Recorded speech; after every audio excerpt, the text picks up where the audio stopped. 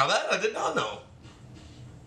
I mean, I know, didn't United win the first ever league as well, or no? What is going on, guys? It is JJ here, back with a new video today, and today we're going to take a look at the one and only greatest sports league in the world. Explain, maybe in a bit more detail. I feel like obviously I know enough about the Premier League, but we're going to take a look at this video and maybe see, as an American, if we can learn just a little bit more about one of the greatest leagues in the world. They have produced, obviously, European champion after European champion. They ended the run of Spain's dominance for the Champions League and the Europa League, for that matter, as Liverpool and Chelsea won them at the same time, and realistically the highest in revenue, and one of the best just to watch. I mean, every team this year can beat every team. It's fantastic to watch, and actually just great that there's a reason why the top managers and the top talent all end up in England, and it's because it's one of the best games, one of the best leagues, one of the most physical, one of the fastest, one of the greatest that there is. Now, the national team is a different thing, but we're going to take a look at the Premier League explained. You guys can let me know your thoughts on it down in the comments below, and let's get into the video. As well, guys, you can find the original video just down in the description below.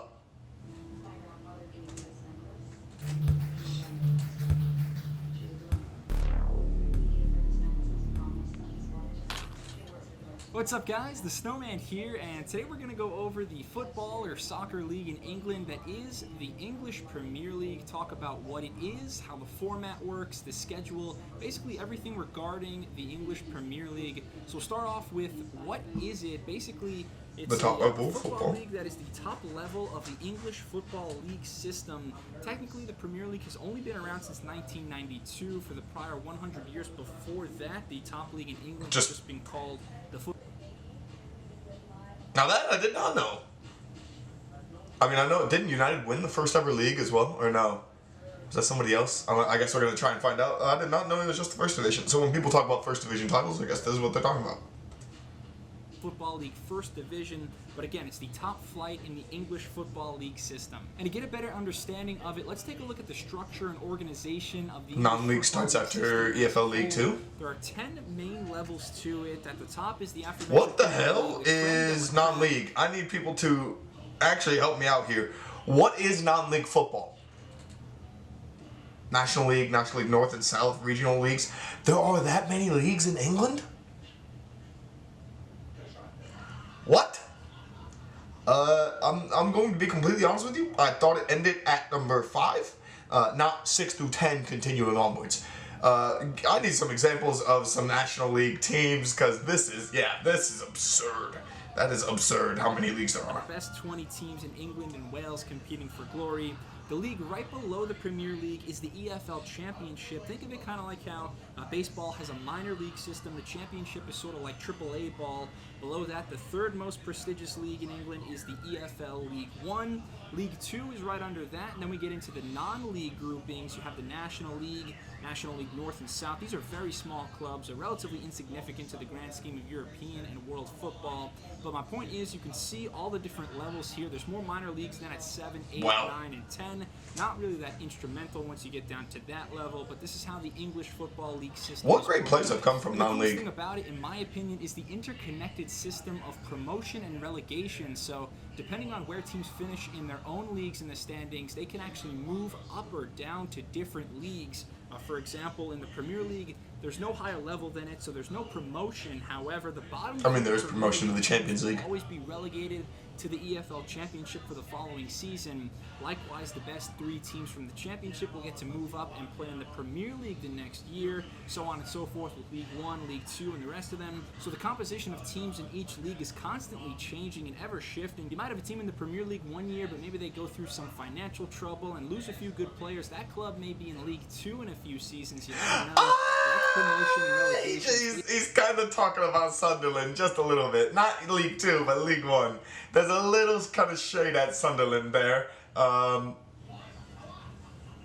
That's bad. That's bad. That's sad, actually. After finish in the standings the following year. And back to the Premier League. Forget the other minor leagues for now. Let's focus on the top dog. Premier League teams are trying to achieve success in 3 main competitions throughout every year.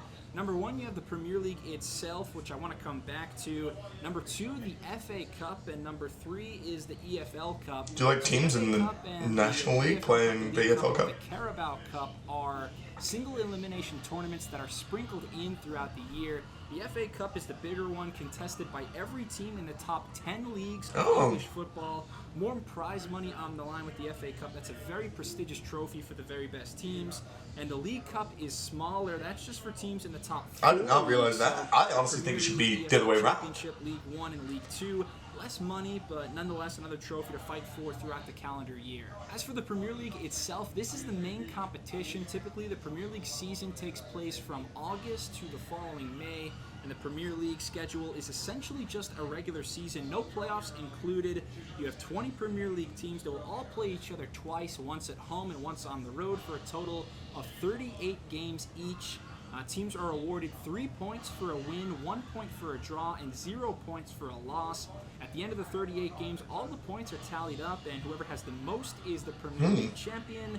There are also other incentives to finish highly. For example, the top 4 Premier League teams qualify for a special European competition the following season called the Champions League. You also have spots 5 through 7, which allow teams entrance into another continental competition, the Europa League for the following year.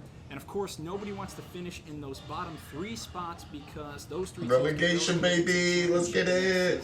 So lots to play for throughout a typical Premier League season. It is the most watched sports league in the world, broadcast in over 200 countries, around 650 million homes. It's always entertaining, and I think the Premier League has something for everyone. So that's a little bit about it. If you have any questions, please leave a comment. But if you found this information, all right, okay. I didn't realize the video was actually going to be that short. But yeah, I mean, yeah, obviously it's the most watched sports league in the world. It is one of the best fan bases in the world. It is easily one of the most recognizable. What they, I guess, didn't really talk about is the cup competitions, maybe a bit more. The FA Cup and the EFL Cup. I feel like I need some background on the FA Cup. I feel like I know pretty well. Teams will obviously the big clubs will travel to the lower ones to try and help them generate revenue during the FA Cup, and if they actually lose to them, once again the teams will go on and the big teams will give them all the gate revenue from that game. It's really a nice gesture, and the FA Cup winner is automatically guaranteed a Europa League spot, win or lose, which I think is absolutely amazing, or at least a Europa League qualifying position. Yeah, something like that. But yeah, obviously you guys gotta let me know your thoughts on the Premier League explained. Is there anything that he missed? Is there anything that I need to know necessarily about the Premier League that maybe I don't already? I feel like I know just about everything there is to know about the Premier League, including most of the winners. But yeah, let me know your guys' thoughts on this video down in the comments below. Thank you guys so much for watching, and I'll catch you guys for another video. Peace.